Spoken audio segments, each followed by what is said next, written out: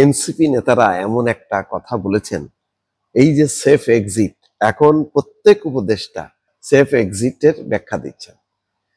ফারুকী আজম তিনি বলছেন safe exit আমার জন্য নয়, আমি এই দেশেই থাকব।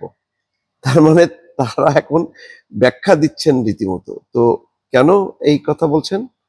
যে দুর্যোগ ব্যবস্থাপনা এবং ত্রাণ মন্ত্রণালয় এবং মুক্তিযোদ্ধা বিষয়ক যে উপদেষ্টা বলছেন যে আমি একজন মুক্তিযোদ্ধা, সুতরাং সেফ এক্সিট আমার জন্য নয়, আমি এই দেশেই থাকব। মনে হচ্ছে যেন এটা একটা ট্রমা তৈরি হয়েছে।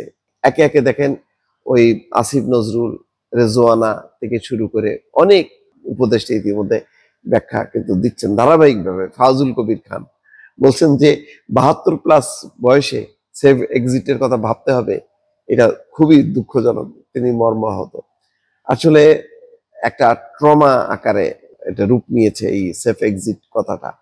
এটার এখন সম্ভবত এটার একটা ওষুধ লাগবে, তা নাহলে এই ট্রমা থেকে এই উপদেষ্টারা মুক্ত হবেন না।